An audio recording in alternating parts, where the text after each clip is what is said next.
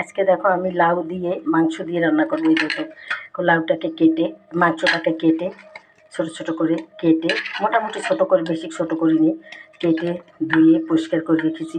এই যে লাউটাকেও কেটে রেখেছি, আর এই যে পেঁয়াজ কেটে রেখেছি, হলুদ মরিচ গরম মশলার গুঁড়া আদা রসুন এগুলো মিক্স করে রেখেছি, আর এই যে গোটা গরম মশলা এগুলা আজকে আমি এই রেসিপি আমি করবো বন্ধুরা। তাহলে তোমরা দেখতে থাকো আজকে লাউ এবং মাংস দিয়ে আমার রেসিপি।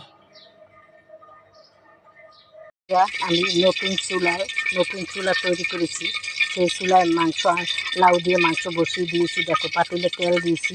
এখন আমি কিছুটা গোটা গরম মশলা দিয়ে দিলাম, পেঁয়াজ কুচি দিয়ে দিলাম।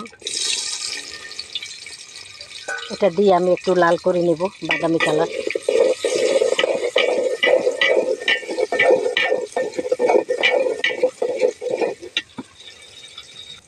পেঁয়াজটা বাদামি কালার হয়ে গেছে।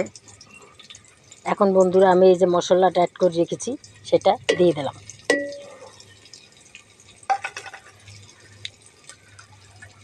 সাথে সামান্য একটু পানি দিয়ে দিলাম, দিয়ে আমি ভালো করে কষিয়ে নেব।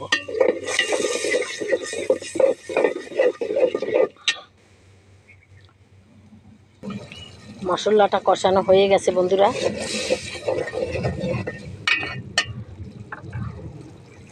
এখন আমি এই যে মাংসটা অ্যাড করে দেব, সুন্দর করে নাড়াচাড়া করে দেব। তারপর আমি ঢাকনা দিয়ে দেব।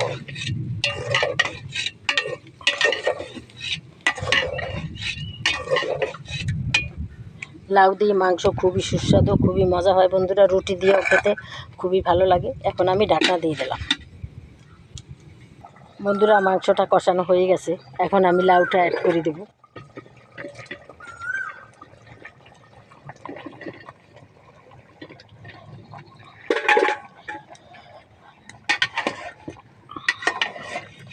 ভালো করে নাড়াচাড়া দিয়ে আমি ঢাকনা দিয়ে দেব। এখন বন্ধুরা লাউটা আর মাংসটাকে আমি ভালো করে কষিয়ে নেব। কষিয়ে আমি পরিমাণ মতো সামান্য পানি দিয়ে দেবো, কারণ লাউতে নিজেই পানি ওঠে, কিন্তু মাংসের তরকারি তাই একটু পানি দিতে হবে বন্ধুরা। অনেক সময় লাউ আমরা পানি দিই না, পানি নিজেই বের হয়। এখন আবার ঢাকনা দিয়ে দিই কিছুক্ষণের জন্য। বন্ধুরা কষানো হয়ে গেছে, এখন আমি সামান্য পানি দিয়ে দিলাম। পানি দিয়ে আবার ভালো করে ঢাকনা দিয়ে দেবো। এটা দিয়েই সেদ্ধ হয়ে যাবে ভালো করে, কারণ আগেই সেদ্ধ হয়ে গেছিলো মাংস প্রায়। বন্ধুরা তোমরা যে যেখানে থাকো না কেন তোমাদের জানাই অনেক অনেক ধন্যবাদ। আর দেশ ও দেশের বাইরে যারা থাকো তোমরা আমাদের ভিডিওগুলো দেখো, তোমাদের অনেক অনেক ধন্যবাদ জানাই বন্ধুরা। তাহলে দেখো আমার তরকারিটা হয়ে গেছে, সেদ্ধ হয়ে গেছে। এই যে দেখো, দেখতে কত লোভনীয় হয়েছে, খেতেও খুবই দারুণ হবে, সুস্বাদু হবে বন্ধুরা। আমি আশা করি মাংস সব সময় সবজি দিয়ে রান্না করবে, মাংস খেতেও মজা লাগবে, স্বাস্থ্যের জন্যও ভালো বন্ধুরা। তাই যাই হোক বন্ধুরা, তোমাদের দেখো তোমরা মাংস এবং লাউয়ের রেসিপি কতভাবেই রান্না করা যায় মাংস।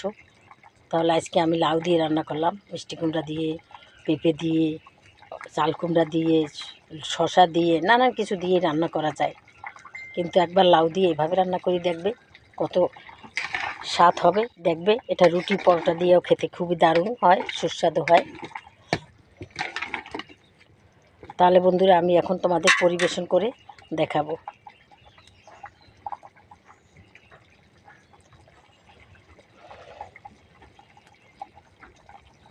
তাহলে দেখো আমার আজকে লাউ মাংসের রেসিপি দেখো, দেখতে কত সুস্বাদু, দেখতে কত সুন্দর লোভনীয় হয়েছে, খেতেও খুবই দারুণ হবে, সুস্বাদু বন্ধুরা। আমি আশা করি এভাবে তোমরাও মাঝে মাঝে রান্না করে খেতে পারো বন্ধুরা। দেখো তোমাদের যদি ভালো লাগে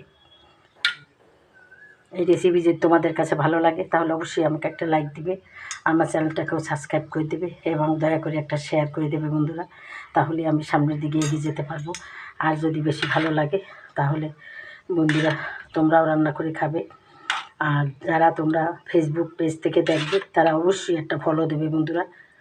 তাহলে আজকের মতো রাখি। আসসালামু আলাইকুম, খোদা হাফেজ। যে যেখানে থাকো ভালো থাকো।